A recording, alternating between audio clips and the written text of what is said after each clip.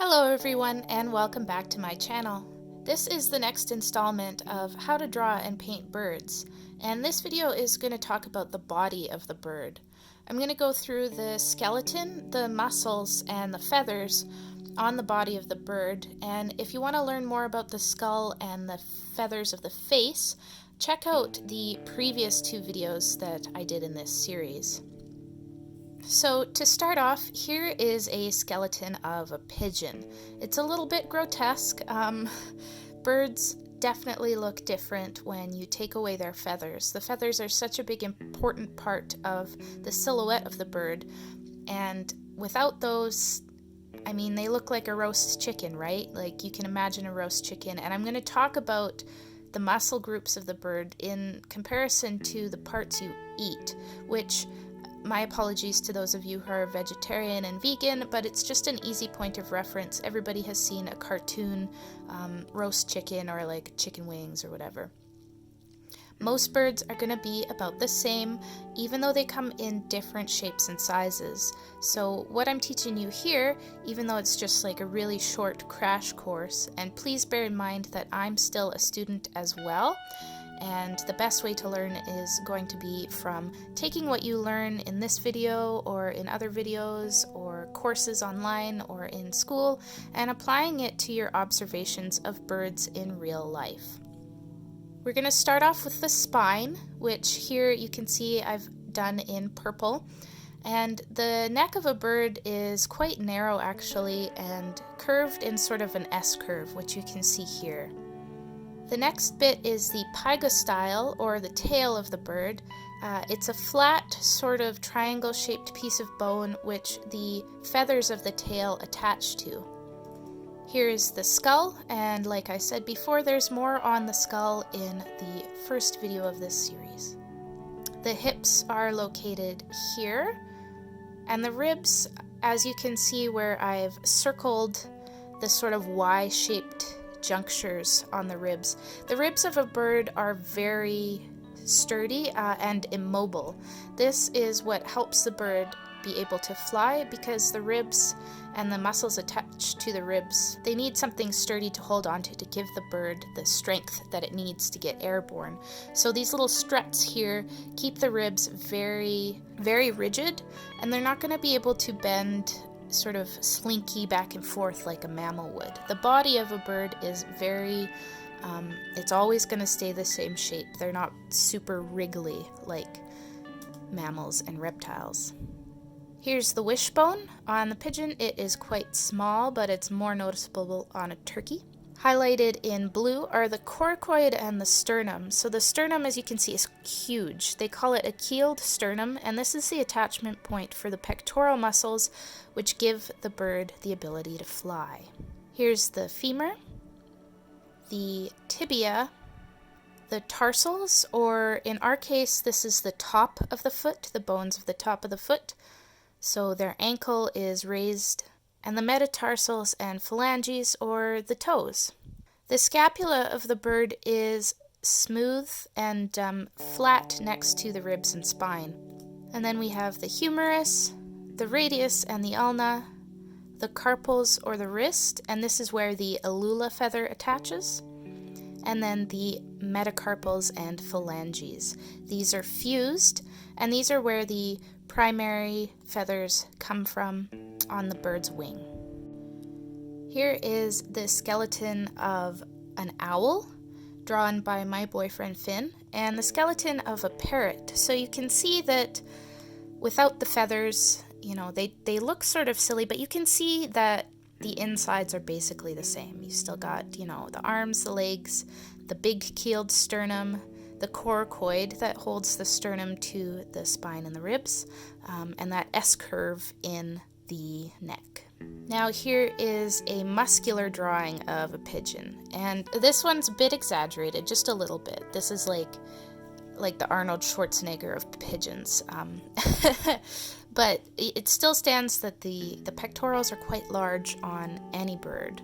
And I'm just going to highlight a few muscle groups that I find are important in landmarking when you draw birds. So I'm not going to go through everything, you know, I'm not going to tell you very much about the serratus or the latissimus or the longissimus.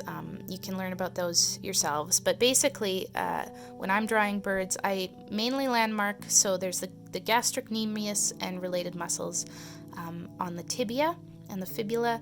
This is the drumstick of a chicken. If you're eating a chicken drumstick, this is where it came from on the bird. And often this section is hidden by feathers, which you'll see when we get to the feathers.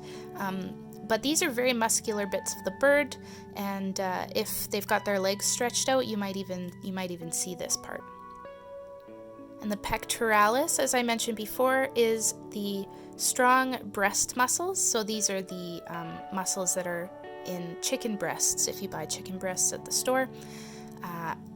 These are the muscles that give the bird the strength to fly. They're huge, they're powerful, they're attached to very rigid, immobile bones, and then attached to the wings. So that's what gives the bird the flapping motion. The neck muscles on a bird are quite thin. If you ever get a chance to sort of see either a bird that's for eating with the neck still intact, or a deceased bird, sort of a specimen or something like that, you can see that the neck is very thin compared to the feathers that cover the neck. So they're going to be slender and they're going to be flexible. And then here is the patagium. This is part of the deltoid muscle that reaches out to the wrist of the bird and gives the wing a more aerodynamic shape. Moving on to the feathers, here is the pigeon in all of his finished glory. He's looking more like a pigeon now than he did without his feathers. The first section of feathers here are the flank feathers. These are the feathers that are going to cover that drumstick. That's why you don't see birds with like their full legs sticking out, and why sometimes when you're first starting off, or for children as well, it's hard to tell what exactly a bird's legs are doing. Why do they bend backwards? What's going on? It's because the calf muscles of the bird are hidden behind the flank feathers. This section of the feathers are called the sides.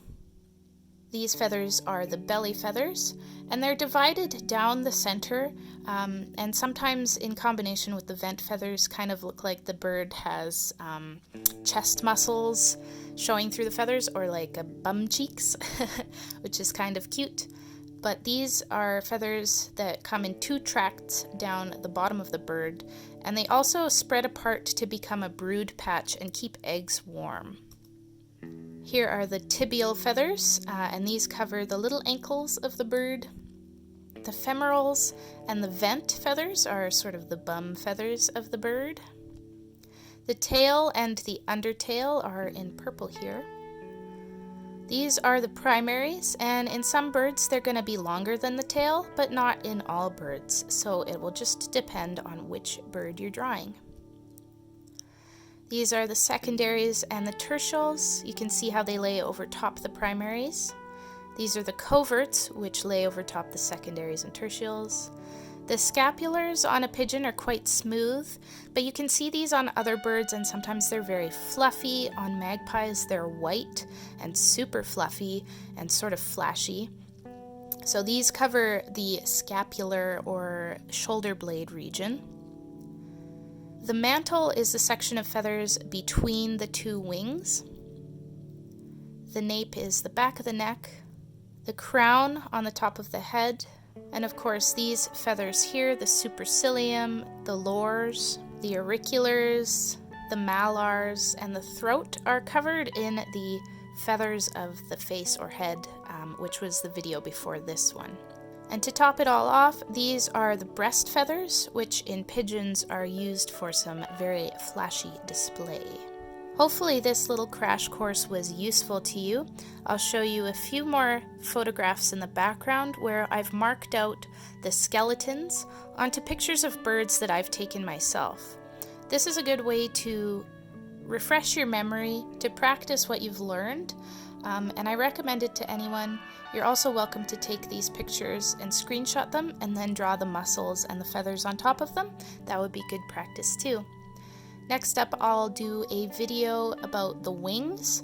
This may take a while for me to put together, and then I'll do something, probably the last video in this series will be a video about bird posturing and poses, and how to convey emotion through your animal drawings. I hope you enjoyed this video. Please like and subscribe if you did, and I'll see you next time. Bye!